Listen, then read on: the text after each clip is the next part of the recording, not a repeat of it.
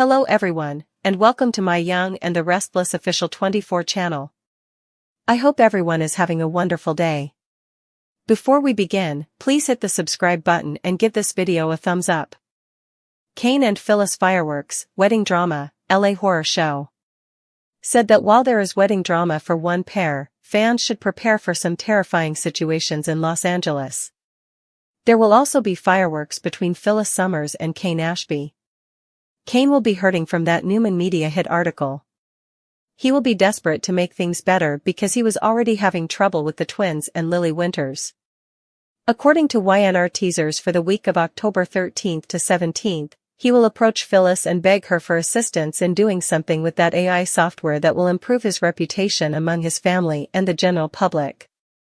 She will, however, give him a deadline. He will be reluctant to give Phyllis the AI program, but she will convince him she can assist if he does. If she demonstrates that he can trust her with it and gives him some examples of how she plans to utilize it, Kane will agree to give it some thought. Let's move on to Nick Newman, who will be taken aback when Sharon Newman calls him in distress. He will receive a call from Sharon informing him that she is at a hospital in Los Angeles, where Noah Newman is battling for his life following a car accident. The parents will be afraid for their son because the entire scene will eerily resemble Cassie Newman's predicament. Given that Noah is most likely in a coma, Nick and Sharon will have many unanswered concerns about why their kid was acting abnormally before the incident and what specifically put him in this situation. Schick will be much more agitated as Noah won't be able to talk about what transpired. The week of October 13th will see the debut of two significant characters. According to spoilers for The Young and the Restless, Matt Cohen, a former cast member of General Hospital, will appear on the show on Thursday, October 16th as Detective Burrow and play a part in the Schick/Noah plot. Additionally, on Tuesday, October 14th, soap veteran Tamara Braun will make her Sienna Bacall debut. Sienna owns a pub in Los Angeles, where she will have scenes with Claire Newman and Holden Novak while they sip Vespers. It will be intriguing to find out more about Sienna and how her narrative connects to those in Genoa City, since she will bring up Holden's previous relationship with Audra Charles. In another scene, Michael Mealer's character Kyle Abbott will be brutal in his quest to go to Los Angeles. He will ask Victoria Newman at Society for Claire's address in Los Angeles on the Monday, October 13th episode. Nevertheless, Kyle will do something extremely shady to make sure he receives the information he desires, even if his mother will reject his request. When he shows up in Los Angeles and interrupts Claire's escape plan, it appears that he will likewise totally surprise her. In other news, Tessa Porter will be visiting Boston to see Mariah Copeland.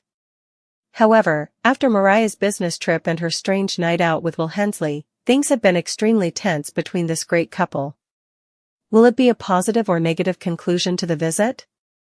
Things might worsen for Tessa and Mariah throughout the week of October 17th to 24th. Mariah might lose it if Tessa tells her wife about the digging she and Daniel Romalotti performed. Tessa might jump into Daniel's arms in an attempt to feel better, but will they also enjoy a romantic moment together? While Tessa feels nice with Daniel, Daniel has sincere feelings for Tessa. Having said that, she could quickly become entangled if she is susceptible. Moving on to the Noah case, Nick will look for information about his son's predicament. According to YNR teasers, there will be plenty of twists and turns in this mystery, including some very terrifying ones. Nick might be utterly taken aback by the predicament Noah has found himself in. Will Noah, however, be alright? Finally, as Christine Blair and Danny Romalotti prepare for their November wedding, the week of October 27th to 31st will bring some wedding planning. There are still a few things to work out and a bachelor and bachelorette party to plan, so there might be some celebrations along the way, even if Cricket and Danny have already crossed a lot off their to-do list. Will Phyllis interfere with their celebrations? She might be more focused on Kane. Fans may anticipate more fireworks between the two as Phyllis presents her AI plans to Kane and he determines whether or not to grant her the software, as the two came very close to sharing a passionate kiss in the October 13th episode. The week of October 13th to 17th on The Young and the Restless promises an explosive cocktail of passion, danger, and heartbreak, as Genoa City and Los Angeles become the epicenters of chaos and desire. At the heart of it all, Kane Ashby and Phyllis Summers find themselves dancing on the edge of temptation while a horrifying crisis unfolds miles away in LA. The drama surrounding Noah Newman's accident intertwines with a cascade of shocking discoveries, romantic tension, and emotional unraveling, culminating in what can only be described as a horror show week for the characters we love most. It begins with Kane Ashby, whose pride has taken a devastating hit following a brutal Newman media expose. The article has left his reputation shredded, his confidence rattled, and his already fragile relationships with his twins and Lily Winters hanging by a thread. Kane, usually the charming schemer with a plan, now finds himself cornered and desperate for redemption. His business is failing, his public image is in ruins, and the whispers around town have started to sting.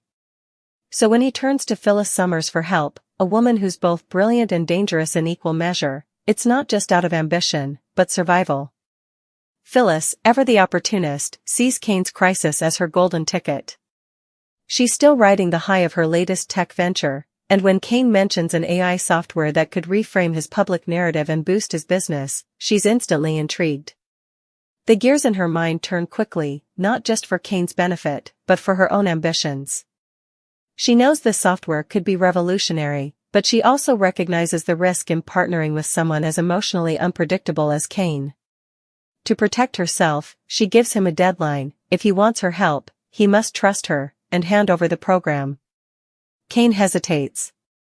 He's burned too many bridges before to hand over such valuable data lightly. But Phyllis, in her sly, seductive way, convinces him to at least consider it. What follows are the fireworks. Their professional partnership soon turns personal as old sparks reignite. Kane, lonely and angry at Lily, finds in Phyllis someone who challenges and excites him. She knows how to push his buttons, she's fiery, cunning, and unapologetically bold. During one late-night meeting at the Grand Phoenix, emotions run high, and for a moment, it looks like the two might give in to temptation. The chemistry is undeniable, their history undeniable, but Phyllis pulls away, not because she doesn't want it, but because she knows the stakes are higher than either of them realize. For now, the passion simmers beneath the surface, waiting to explode at the most inconvenient moment. Meanwhile, in Los Angeles, an entirely different storm brews, one that threatens to destroy the Newman family once again. Nick Newman is blindsided when he receives a frantic call from Sharon Newman, who's at a hospital, trembling and in tears. Her voice is cracking, barely recognizable, as she cries, "Nick, it's Noah, he's been in an accident." The words freeze Nick's blood. Memories of Cassie's tragic accident rush back, echoing like a cruel déjà vu. Sharon explains that Noah's car veered off the road in the Hollywood Hills after what appeared to be a night of chaos, but no one knows the details yet. By the time Nick arrives in Los Angeles, Noah is in a coma. Machines beep steadily beside his hospital bed, and the sight devastates his parents. Sharon clutches Noah's hand, whispering through tears, "You're going to be okay, baby, just open your eyes." Nick tries to stay strong, but every second feels like reliving Cassie's final days.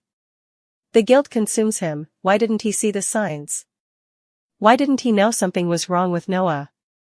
And Sharon's heartbreak cuts even deeper when she reveals that Noah had been acting strange for weeks, distracted, secretive, and fearful of something he couldn't talk about. Enter Detective Burrow, portrayed by Matt Cohen in his YNR debut on October 16. He's assigned to the case and quickly suspects foul play. Evidence suggests that Noah's accident might not have been an accident at all. His car's braking system was tampered with. Someone wanted him silenced. The discovery leaves Nick reeling. Who would want to hurt his son? And why? Sharon, still clinging to hope, begins to piece together Noah's recent encounters, including one troubling meeting with a mysterious woman linked to a Los Angeles bar. That connection leads us straight to Sienna Bacall, the fiery new character played by Tamara Braun, who makes her debut on October 14. Sienna Bacall owns a trendy but shadowy pub in LA, known for its celebrity clientele and secret backroom dealings. It's here that Claire Newman and Holden Novak share an intense evening, sipping Vespers and trading glances that hint at something far more complicated than friendship. Sienna, clearly aware of Holden's history, drops a casual bombshell by mentioning Audra Charles, a name that instantly changes the air in the room. Holden tenses, his jaw tightens, and Claire can tell there's more to his story than he's letting on. Sienna's sharp gaze lingers on him, as if testing how far she can push before he breaks. The audience quickly realizes that Sienna isn't just a bystander, she knows Holden's past, and possibly his connection to the very people tied to Noah's tragedy. Back in Genoa City, Kyle Abbott becomes obsessed with getting answers about Claire's sudden trip to Los Angeles. His mother, Victoria Newman, refuses to share Claire's address, warning him to stay out of things that don't concern him. But Kyle, ever the schemer like his father Jack, decides to take matters into his own hands. On Monday, October 13th, he makes a bold, and shady, move to get the information he needs. Whether through hacking, bribery, or manipulation, Kyle ensures he gets Claire's location, and by midweek, he's on a plane to LA. His arrival, however, is anything but welcome. When he bursts into Claire's rented apartment, she's both shocked and furious. "What are you doing here, Kyle?" she shouts, her voice echoing through the room. Kyle insists he came to protect her, but Claire isn't buying it. His sudden interference throws her entire escape plan into chaos. And while their argument intensifies, neither realizes that someone, perhaps the same person behind Noah's crash, is watching them from the shadows. Elsewhere, Tessa Porter embarks on a tense trip to Boston to visit her wife, Mariah Copeland. Things between them have been strained since Mariah's mysterious business trip and her unsettling night out with Will Hensley. There's a sense that Mariah isn't being entirely truthful, and Tessa's instincts tell her that something's off. When Tessa confronts Mariah, the conversation spirals into accusations and tears. Mariah insists nothing happened, but Tessa's insecurities gnaw at her.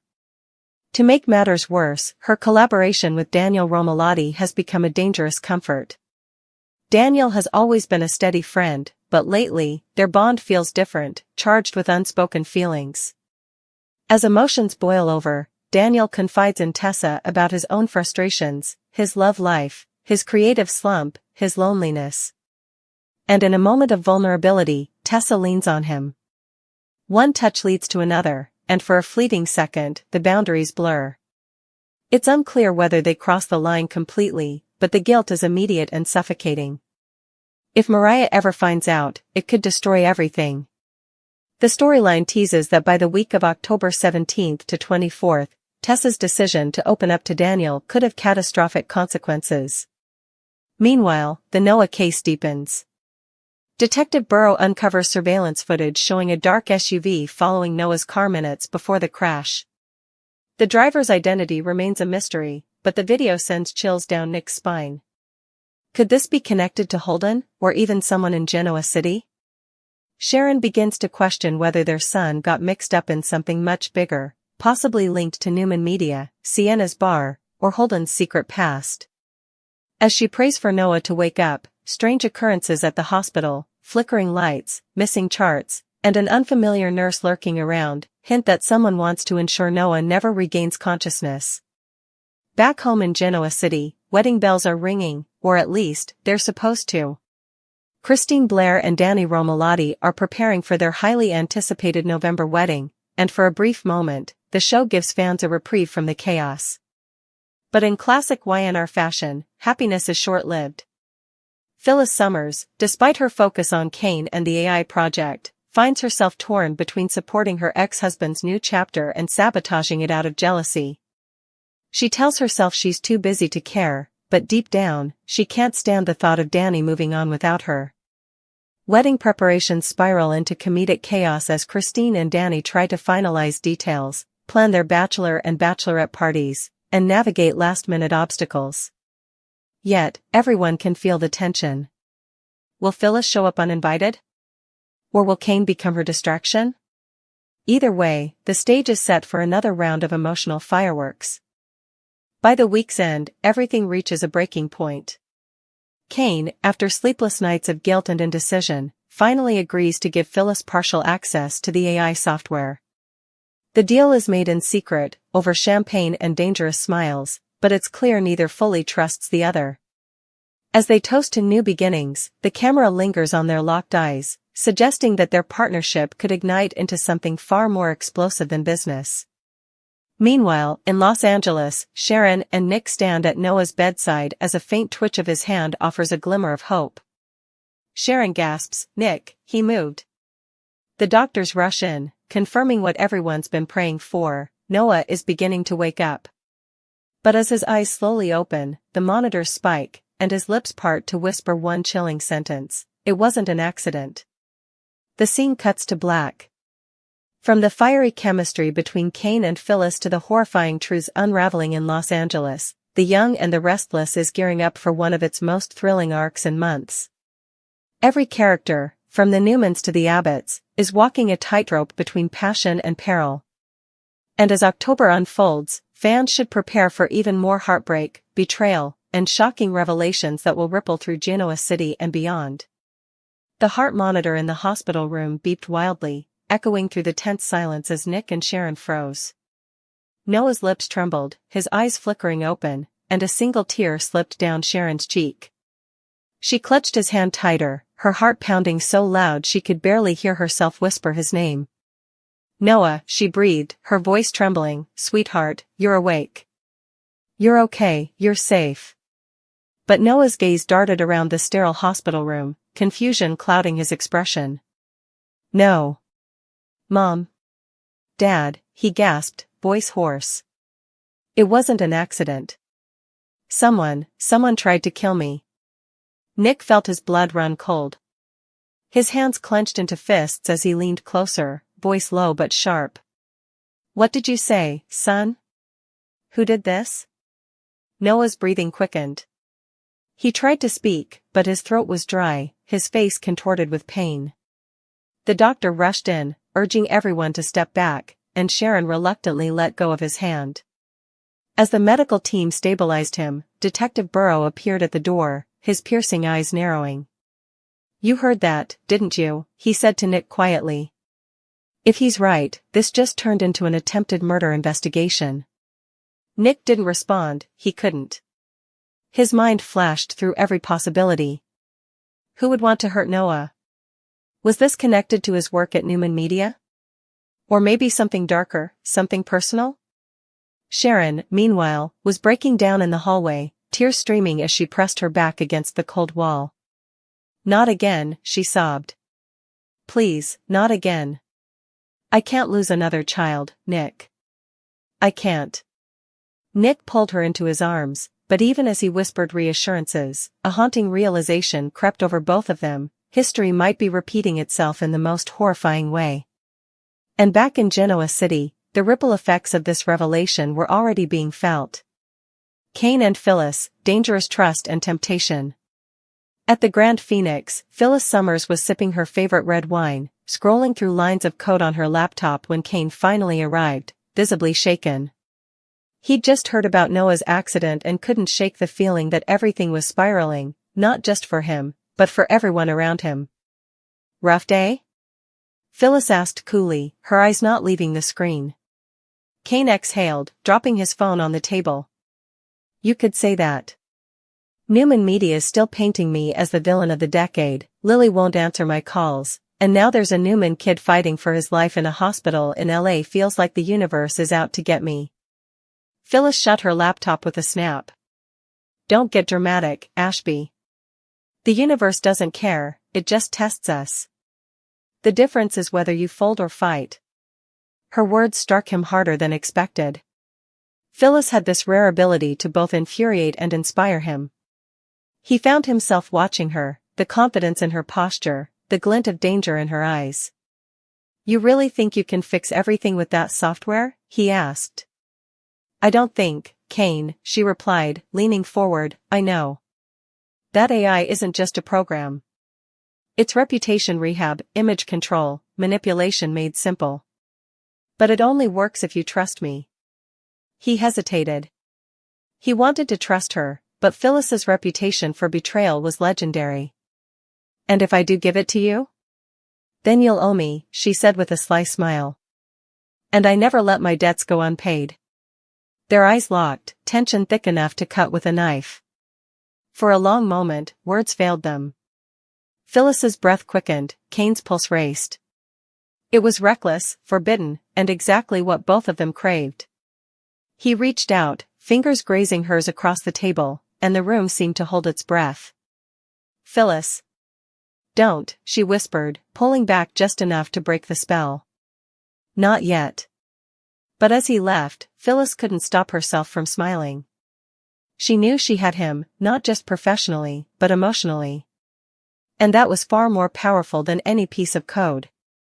Sienna's secrets and Holden's past. In Los Angeles, Sienna Bacall's pub buzzed with low jazz and dim light, but beneath the glamour, danger brewed. Claire Newman and Holden Novak sat at the corner table, still recovering from their tense conversation about Audra Charles. Holden's jaw tightened each time Sienna's name passed Claire's lips. "Why didn't you tell me you knew her?"